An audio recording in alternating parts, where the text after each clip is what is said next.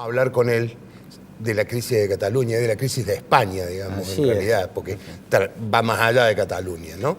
¿Cómo estás, Claudio? ¿Qué Gracias tal? por estar de vuelta. No, por favor, gracias a vos, Eduardo, por esta invitación. Bueno, recién hace 30 segundos hablábamos rápidamente que hubo cambios en lo de Cataluña, todo lo que parecía que era una cosa mucho más explosiva, así entre comillas, ahora se va como desgranando. A mí me dio como la impresión, si uno entra en la red va a encontrar muchos de esos videos caseros, de esos accidentes que suelen tener, por ejemplo, clavadistas, gente que salta del trampolín, ¿no? Que suben muy altaneros, guardan una posición muy fuerte, luego toman carrera y ya llegando a la punta del trampolín es como que empiezan a trastabillar, empiezan a dudar si saltar o no y terminan, en lugar de saltando elegantemente como lo habían insinuado, cayéndose, ¿no? Y esa es la impresión por estas horas, de que esa vanguardia independentista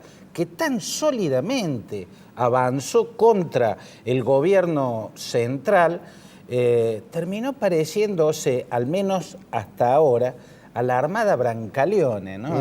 Esa que encabezaba Vittorio Gassman en esa inolvidable película italiana, ¿no? Donde lo que debía ser un ejército valeroso termina siendo una fuerza en desbande. O sea que a esta hora Puigdemont, que se suponía debía estar encabezando la resistencia, trincherado en el Palau de la Generalitat, está en Bélgica. Y hay quienes dicen que pidiendo asilo político. La presidenta del Parlamento ya aceptó las elecciones el 21 de diciembre y aceptó la disolución del Parlamento tal cual lo dictó Rajoy, ¿no? Todo es como que muy rápidamente, después de un avance hacia la independencia que parecía tan resuelto y tan vigoroso, terminó hasta ahora, y esa es la apariencia, la sensación dominante, en un desbande, en la nada, en la vaporosidad, ¿no? Más allá del fortalecimiento de la figura de Rajoy, si esto se concreta, si lo que vos decís termina, digamos, siendo así. ¿Pensás que puede haber algún indicio o alguna posibilidad para que se produzca un efecto dominó de esta situación en otras regiones de España? Digamos que uno de los temores de Madrid era que si los independentistas catalanes consiguen su objetivo, o si lo conseguían, eso pudiese tener un efecto dominó, empezando por el País Vasco, pero siguiendo por otras comunidades que siempre han tenido una posición o una tendencia hacia la identidad cultural muy clara, muy fuerte. Por estas horas diría que esa preocupación se está disipando.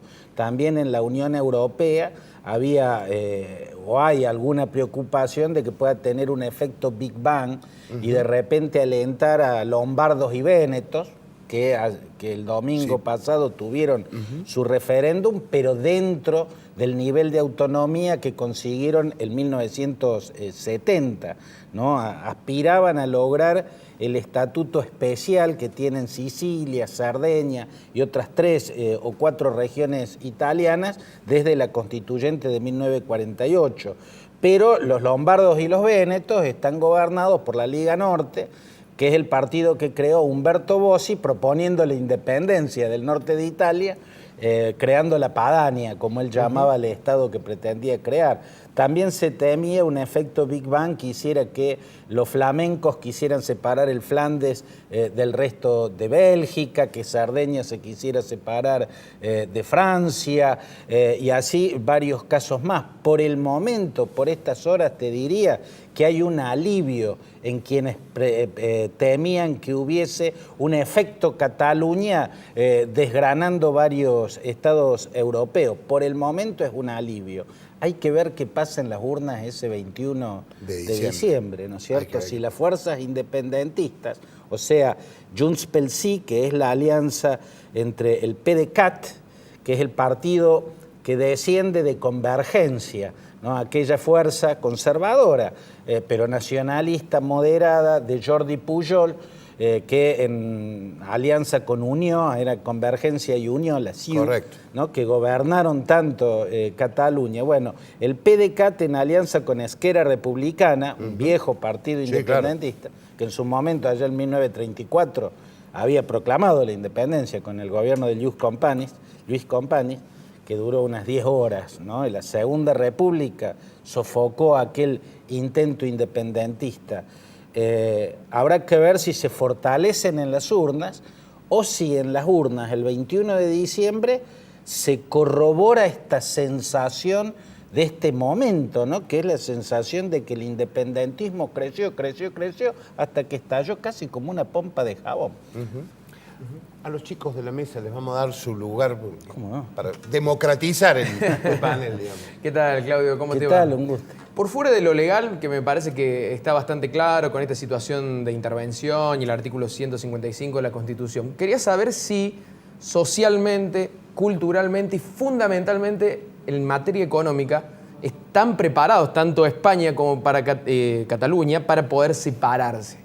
Bueno, daría la impresión de que el liderazgo independentista había pensado mucho más en la declaración en sí, o sea, había planificado el camino para llegar a la proclamación de la independencia, más que en la construcción de un país independiente, porque da la sensación, en eso que yo describo como el clavadista que sube y empieza a correr por el trampolín y ya llegando a la punta entra a temblequear y se termina cayendo en vez de saltando elegantemente, parecieron descubrir, en particular Carles Puigdemont, que la Unión Europea no lo iba a recibir con los brazos abiertos, o sea, de repente se encontraban con que Cataluña podía quedar fuera del área Schengen, lo que implica que para viajar de Barcelona a Sevilla tenés que tener pasaporte, ¿no?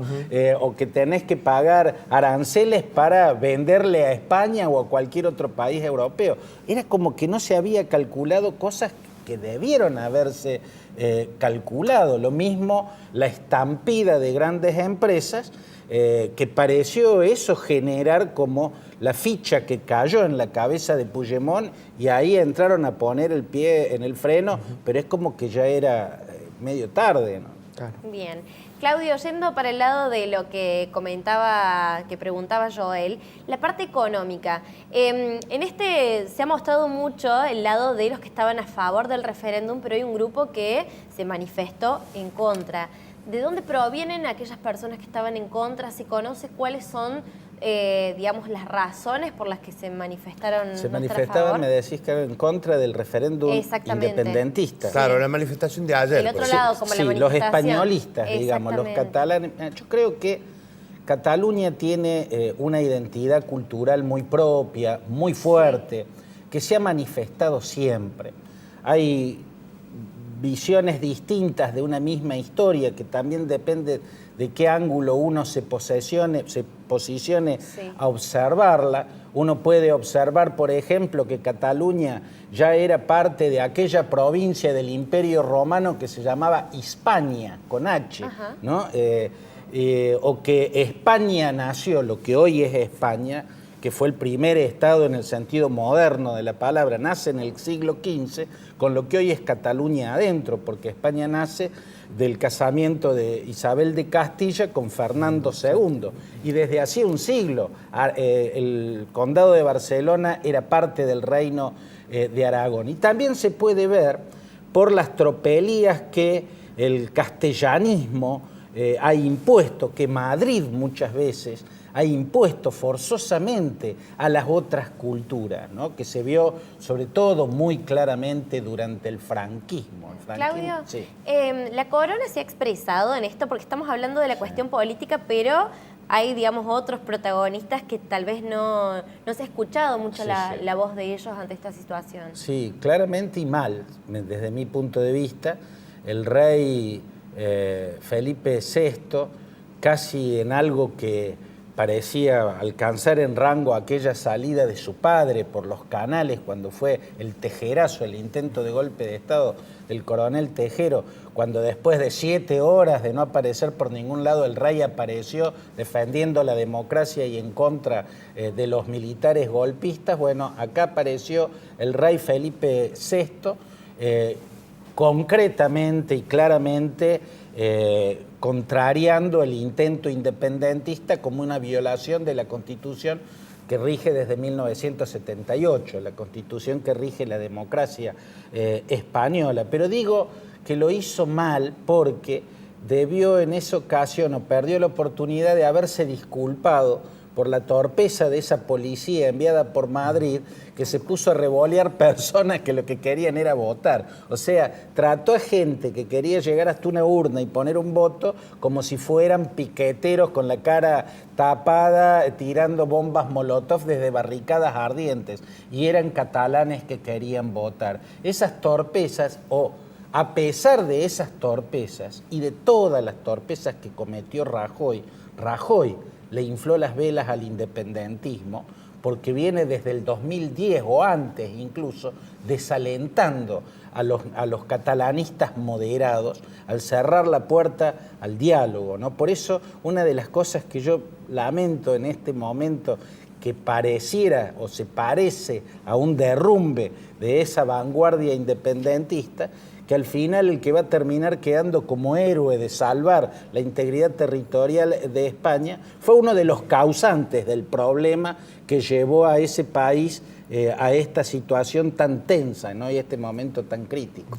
Bueno, Claudio, realmente ha sido un placer la claridad, es decir, a todos nuestros televidentes y oyentes, has explicado el conflicto de una manera excelente. Muchas gracias de vuelta. Gracias, Eduardo.